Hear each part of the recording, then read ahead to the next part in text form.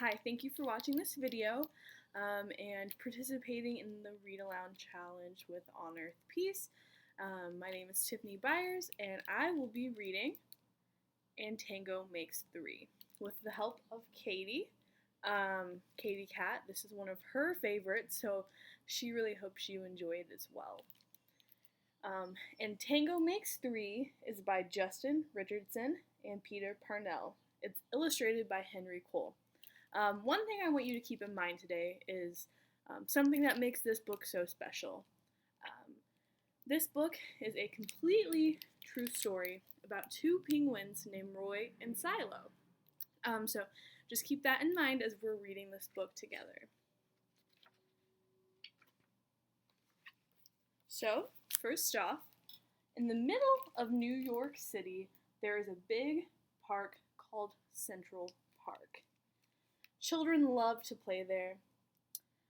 It has a toy boat pond where they can sail their boats. It has a carousel to ride on and an ice rink to skate on in the winter.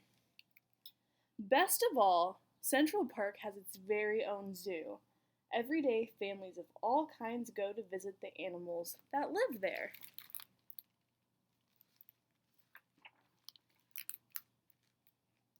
But children and their parents aren't the only families at the zoo.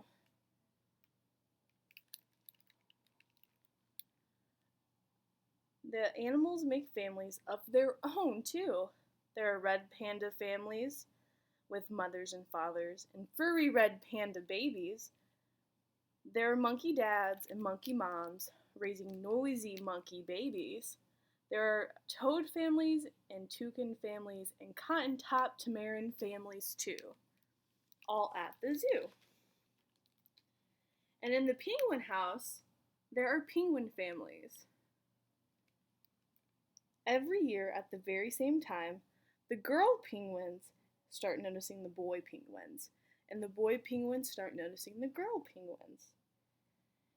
And if the right girl and right boy find each other, they become a couple. But there are two penguins in the penguin house who were a little bit different. One was named Roy and the other was named Silo. Roy and Silo were both boys, but they did everything together. They bowed to each other and walked together. They sang to each other and swam together. Wherever Roy went, Silo followed. They didn't spend much time with the girl penguins, and the girl penguins didn't spend much time with them. Instead, Roy and Silo wound their necks together. Their keeper, Mr. Granzy, noticed that the two penguins were so close and thought to himself, they must be in love.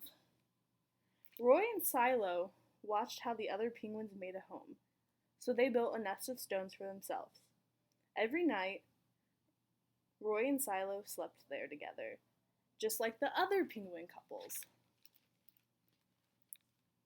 And every morning, Roy and Silo woke up together, but one day, Roy and Silo saw that the other couples could do something that they couldn't do. The mama penguin would lay an egg. She and the papa would take turns keeping the egg warm until it finally would hatch, and there would be a baby penguin.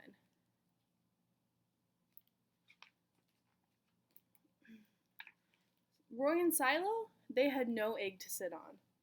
They had no baby chick to feed and cuddle and love. Their nest was nice, but it was a little empty. One day, Roy found something that looked like what the other penguins were hatching and brought it to their nest. But it was only a rock. But Silo carefully sat on it and sat. When Silo got sleepy, he slept. And when Silo was done sleeping and sitting, he swam and Roy sat. Day after day, Silo and Roy sat on the rock. But nothing happened. Yet.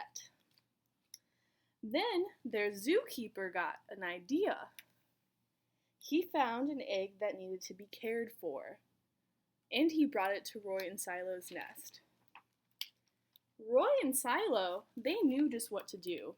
They moved the egg to the center of their nest. Every day they turned it so each side stayed warm.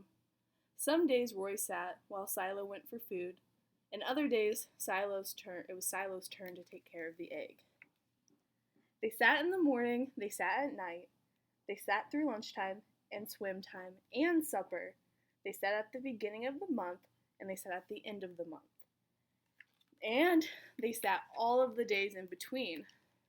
Until one day they heard a sound coming from inside their egg. Peep, peep, peep, it said. Roy and Silo called back, squawk, squawk. Peep, peep answered the egg. Suddenly, a hole appeared in the eggshell. And then, crack, out came Roy and Silo's very own baby. She had fuzzy white feathers and a funny black beak. Now Roy and Silo were fathers. We'll call her Tango, Mr. Gramsci said, because it takes two to make a tango. Roy and Silo taught Tango how to sing for them when she was hungry. They fed her food from their beaks. They snuggled her in the nest at night. Tango was the very first penguin in the zoo to have two daddies. So this is the penguin house. And soon Tango grew strong enough to leave the nest. Roy and Silo took her for a swim, just like all the other penguin families. And the children who came to the zoo could see Tango and her two fathers playing in the penguin house with the other penguins. Hooray, Roy! Hooray, Silo! Welcome, Tango! The people cheered.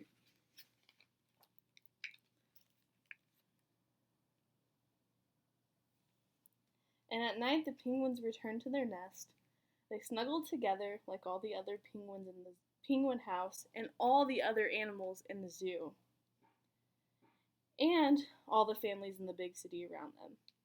They went to sleep. I just wanted to thank you again for reading this book with us today.